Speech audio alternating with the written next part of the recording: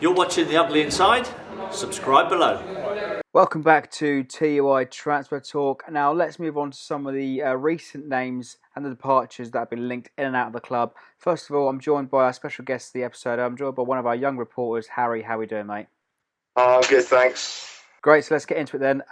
First of all, let's start with Jason McCarthy. Announced officially today on the Saints website, Jason McCarthy will be joining Walsall for 6 months in a loan deal. Well, last season he spent a season at Wycombe. What do we make of it? I'm surprised they loaned him out so quickly, considering they've let Jack Stevens stay on for pre-season, but hopefully he'll get some experience. And as it's only a 6-month loan, they might be hoping to play him a bit this season in cup matches later on. You know, there's obviously a lot of competition now at centre-back because Gardos is now back in training, and you certainly think that he will be on the bench come the start of the season. You've also got May, Yoshida, and obviously the two mainstays, Van Dijk and Fonte. So, you know, I'm not surprised by the announcement that Jason has gone off to Walsall, and I'm sure we wish him good luck. Yeah, we should really need to sign another centre-back, really, because I wouldn't really say Yoshida and Gardos are a real good challenger for Fonte. I mean, we certainly need to have a big enough squad this season anyway, because obviously we're Europa League and we're playing 2 games a week for a third, perhaps even half the season.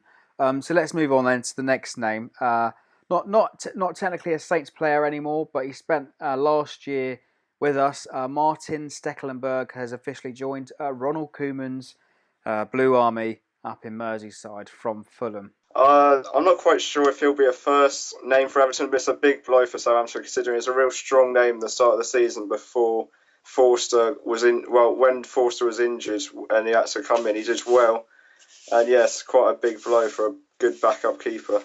Now let's just summarise his season last year. Really, I mean, like you said, he deputised for Fraser before his return.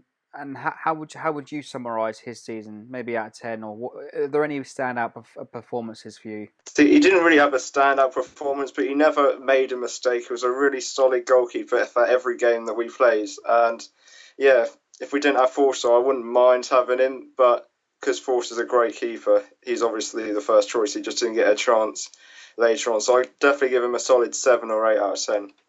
Now, obviously, Fraser will be number 1 next season, undoubtedly from the start, unless for some reason he gets injured on his holiday or whatever it is. But I mean, also, you know, there's an opportunity there for perhaps Paolo Gazzaniga to step up as a deputy.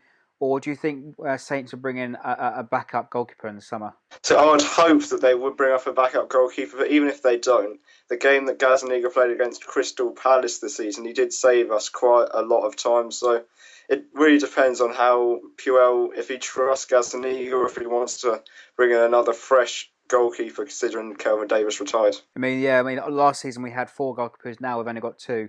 But let's move on to our third and final name. Another actual confirmation. It goes by the name of Kieran Friedman, has signed from Dundee United, under-16 Scottish international. Do we know much about him? Well, he's a 16-year-old, as you said, Scottish, and he keeps the philosophy that we've kept for so many years, and hopefully Puel, like he said, will buy into that philosophy.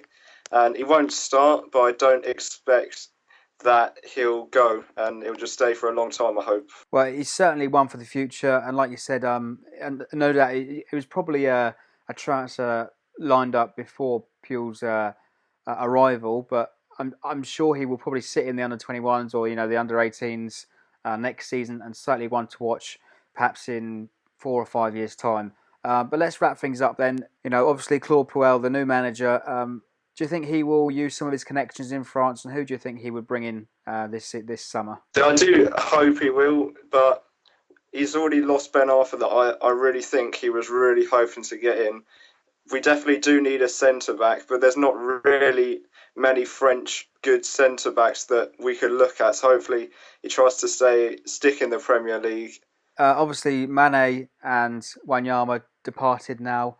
We've been linked with Ahmed Musa, the Nigerian striker from CSK Moscow. Do you think there could be anything there, perhaps Musa as a like-for-like, or somebody else to replace Wanyama?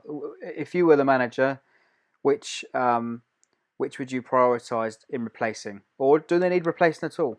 I'd definitely look at bringing in Musa in as a replacement to Mane, because we've already got Romeo, who had a great end of season last season, and his agent has already confirmed that he's not going to go to West Ham. He's going to go to a Premier League club. So he could be coming already. We don't know.